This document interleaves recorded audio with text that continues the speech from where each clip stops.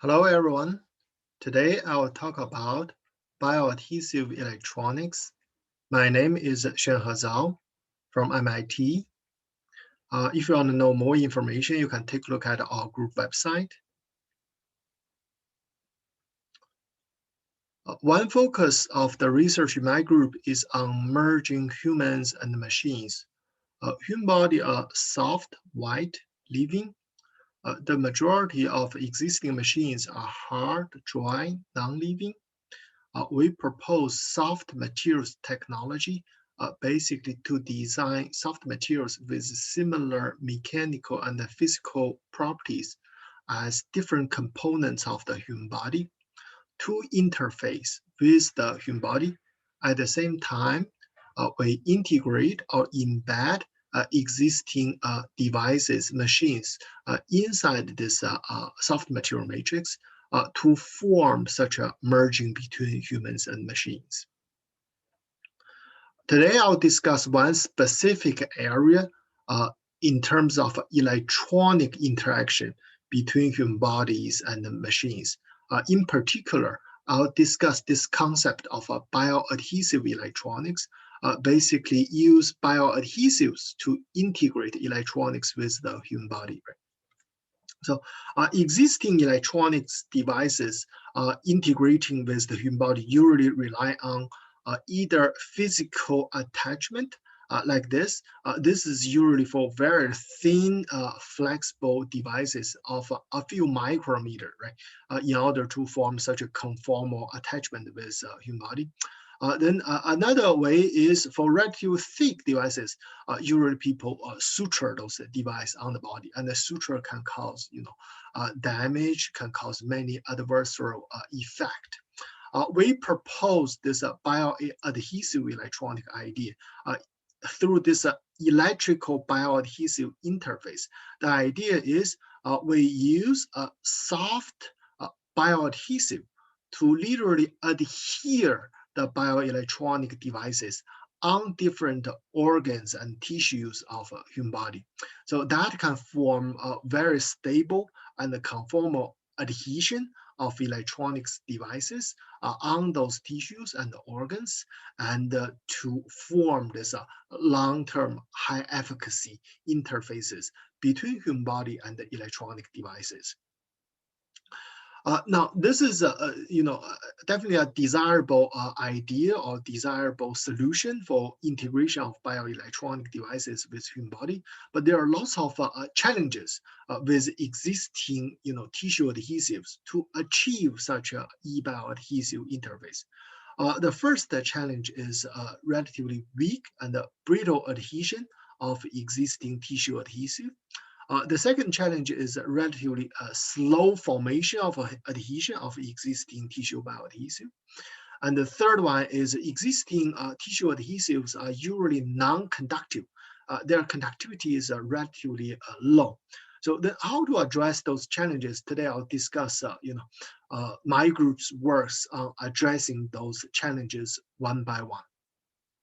So the first one, there are three major principles in order to achieve tough bioadhesive. So tough bioadhesive first require a tough hydrogel matrix to form the bioadhesive. This point actually has been neglected by many people. People has been focused on the interface, but many people neglect the this matrix. So we need first tough bioadhesive matrix in order to form this tough adhesion. Then for tough hydrogel matrix, we need a build dissipation into stretchy polymer network. So the polymer network should be highly deformable.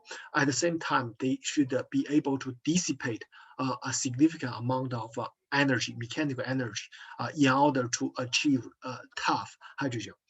Then once the first 2 points are clear, then in order to form such tough adhesion, we just need to integrate bulk adhesion of this hydrogel bioadhesive matrix plus very strong interfacial linkage between the bioadhesive and the substrate. The substrate can be your electronic device, can be human body. So if you want to know more information, you can take a look at this Nature Material paper published in 2015. So with that, we can adhere this hydrogel bioadhesive on diverse materials: silicon dioxide, glass, ceramic, different types of metals, elastomers, hydrogels, tissues, to achieve adhesion energy over 1,000 joule per meter square. So just to let you know,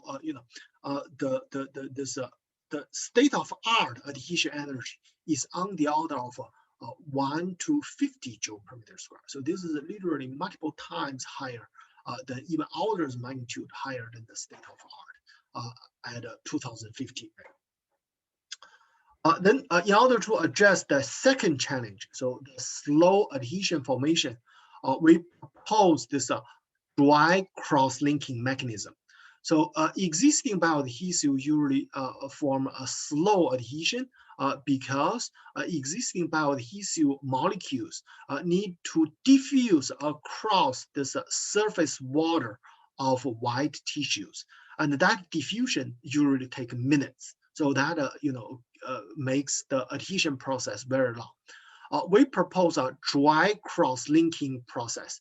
Basically, you design a dry polymer network as the bioadhesive network. That dry polymer network will quickly absorb the interfacial water of those tissues by drying those interfaces, right?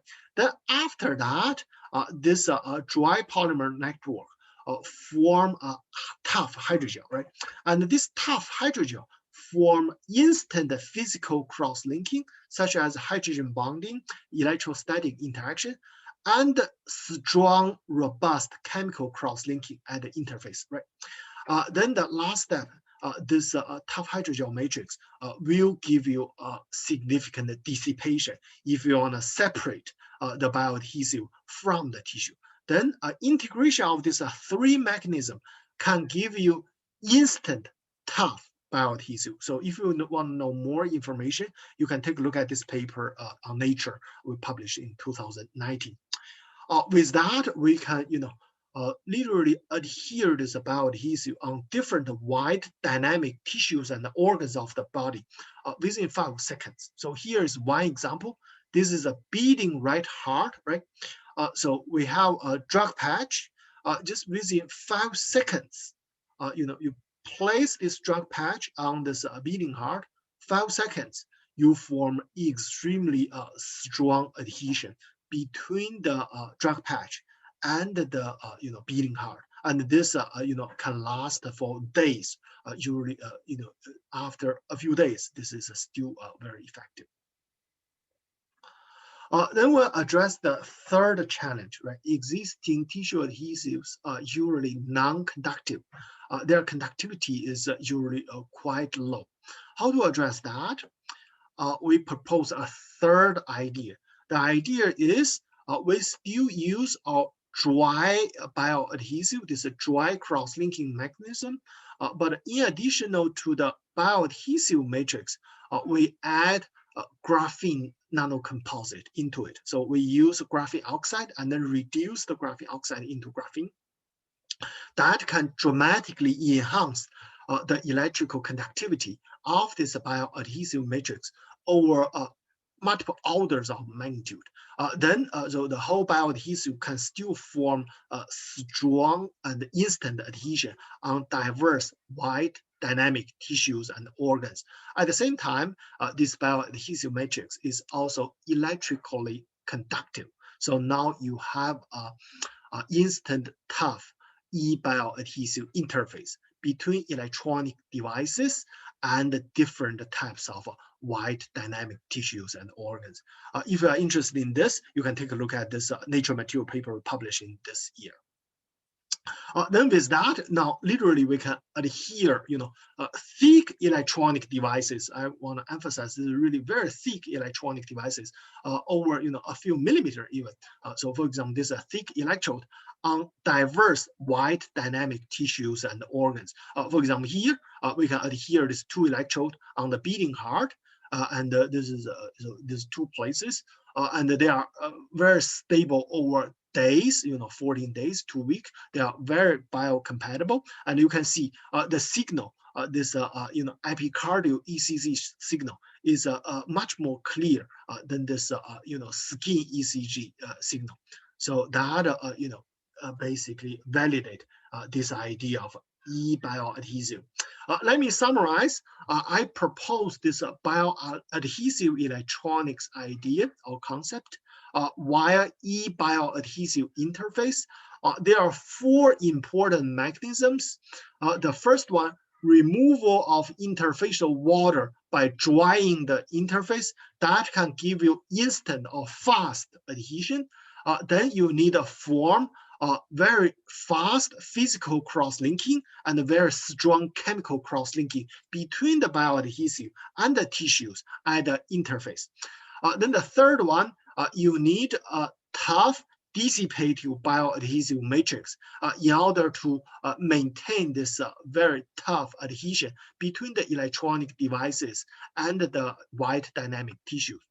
Then the last one, you need a conductive nanocomposite bioadhesive matrix to maintain the electrical conductivity in order to either record or stimulate those tissues or organs of the body.